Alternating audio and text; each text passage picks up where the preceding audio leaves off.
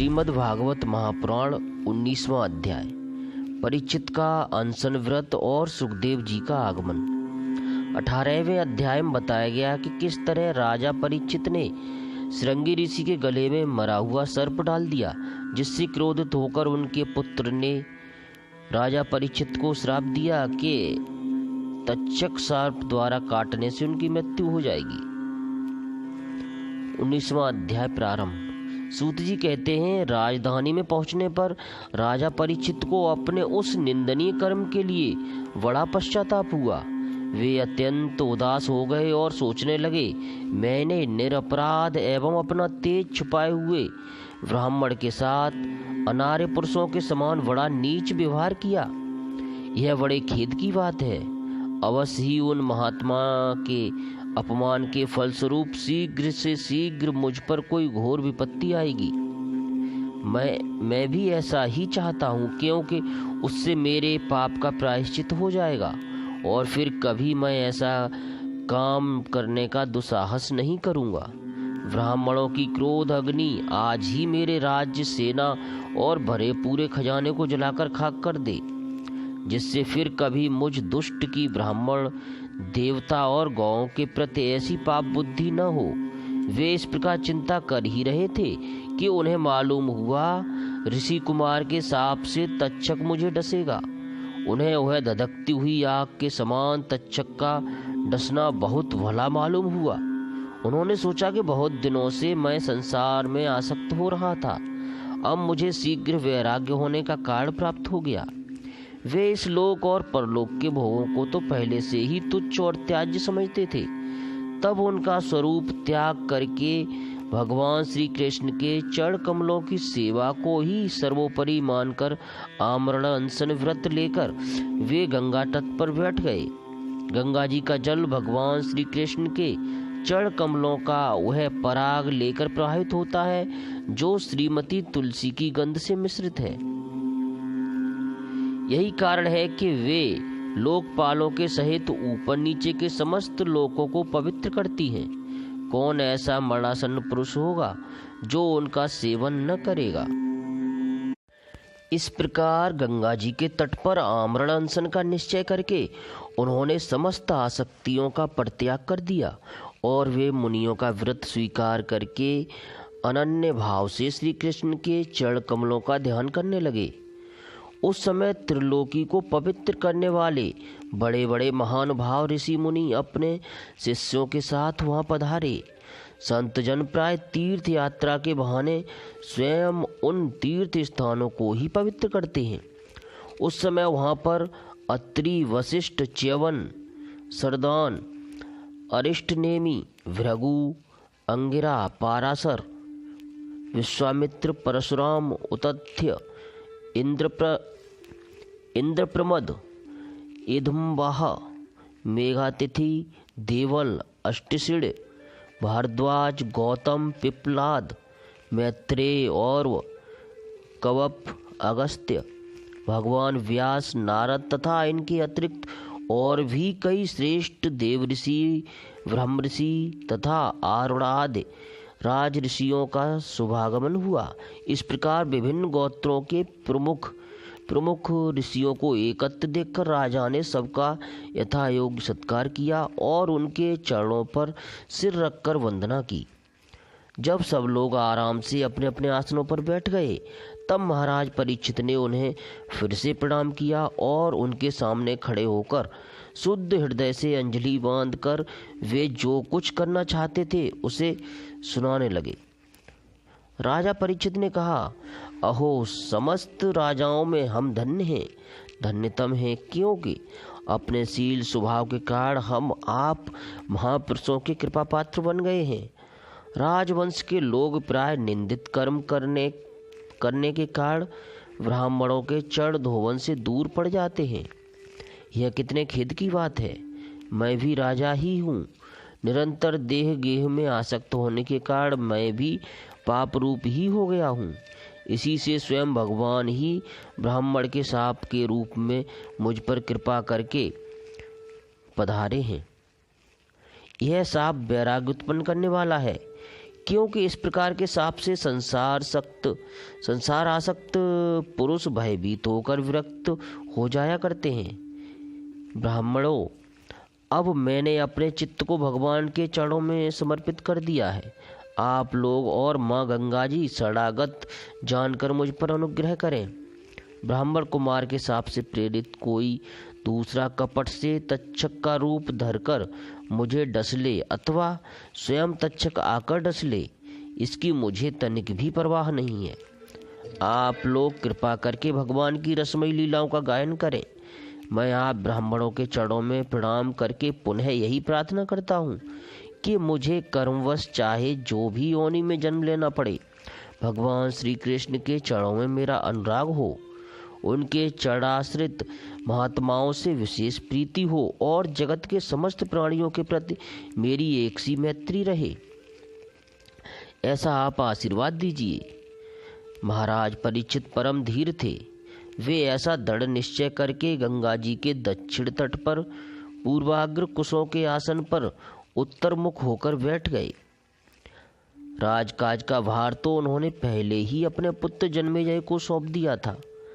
पृथ्वी के एक छत्र सम्राट परीक्षित जब इस प्रकार आमरण अनशन का निश्चय करके बैठ गए, तब आकाश में स्थित देवता लोग बड़े आनंद से उनकी प्रशंसा करते हुए वहां पृथ्वी पर पुष्पों की वर्षा करने लगे तथा उनके नगारे बार बार बजने लगे।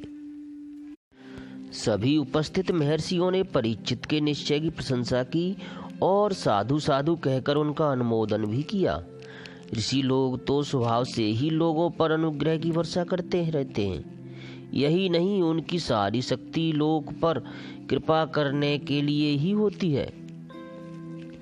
उन लोगों ने भगवान श्री कृष्ण के गुणों से प्रभावित परीक्षित के प्रति उनके अनुरूप वचन कहे। राजऋषि शिरोमणे, भगवान श्री कृष्ण के सेवक और अनुयायी आप पांडवंशियों के लिए यह कोई आश्चर्य की बात नहीं है, क्योंकि आप लोगों ने भगवान की सन्निधि प्राप्त करने की आकांक्षा से उस राज सिंहासन का एक क्षण में ही परित्याग कर दिया, जिसकी सेवा बड़े बड़े राजा अपने मुकुटों से करते हैं।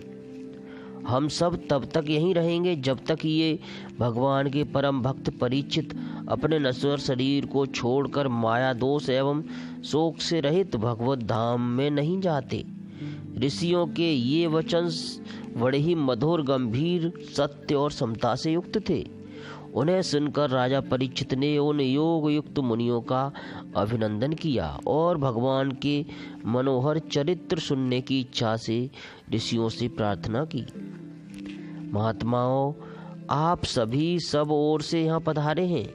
आप सत्यलोक में रहने वाले मूर्तिमान वेदों के समान हैं। आप लोगों का दूसरों पर अनुग्रह करने के अतिरिक्त जो आपका सहज स्वभाव ही है, इस लोक या परलोक में और कोई स्वार्थ नहीं है।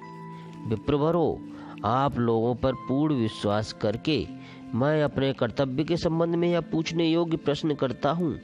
आप सभी विद्वान परस्पर विचार करके बतलाइए कि सबके लिए सब अवस्थाओं में और विशेष करके थोड़े ही समय में मरने वाले पुरुषों के लिए अंतःकरण और शरीर से करने योग्य विशुद्ध कर्म कौन सा है। इस जगह राजा ने ब्राह्मणों से दो प्रश्न किए हैं। पहला प्रश्न यह है कि जीव को सदा सर्वदा क्या करना चाहिए, और दूसरा यह है कि जो थोड़े ही समय में मरने वाले हैं उनका क्या कर्तव्य है।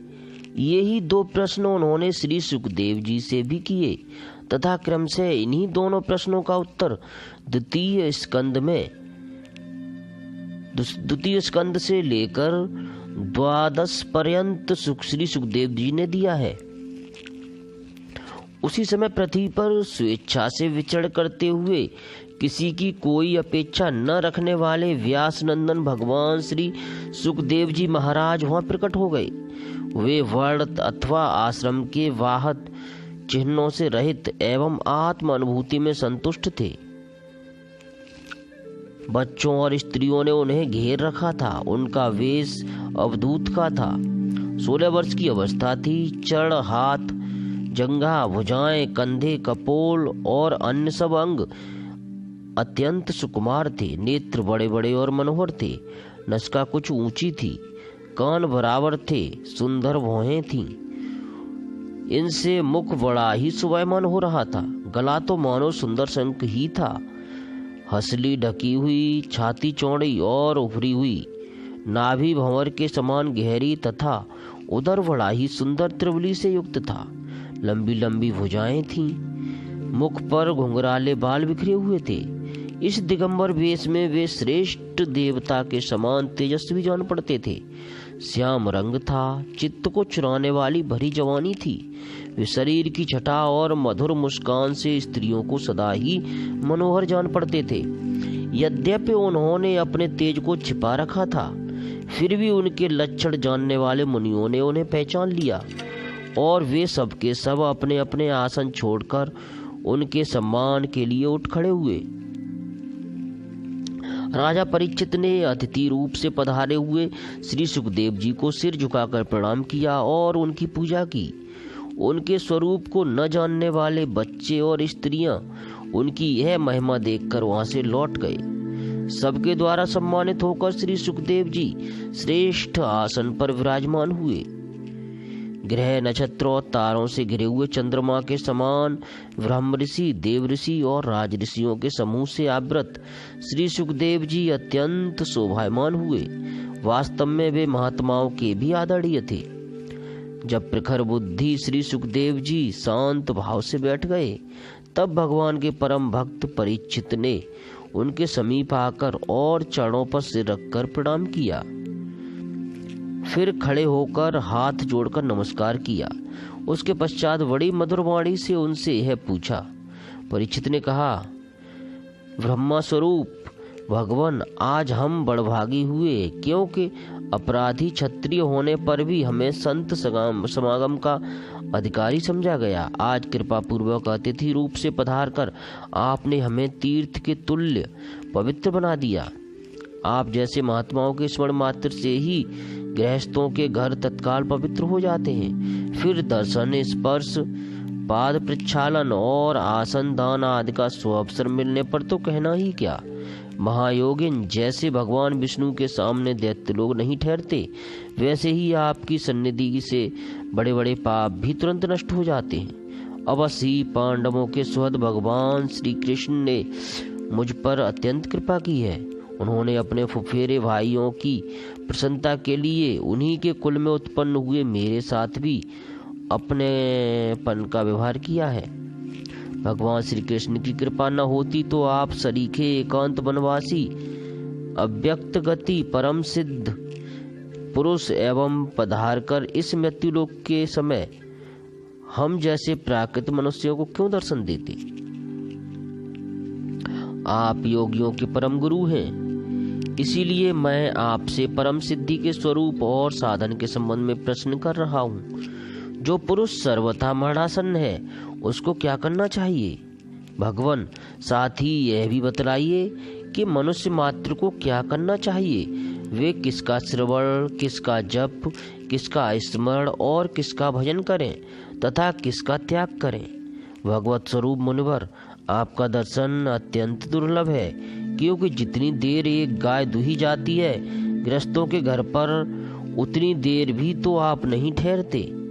सूत जी कहते हैं, जब राजा ने बड़ी ही मधुर वाणी में इस प्रकार संभाषण एवं प्रश्न किए, तब समस्त धर्मों के मर्मज्ञ व्यास नंदन भगवान श्री सुखदेव जी उनका उत्तर देने लगे।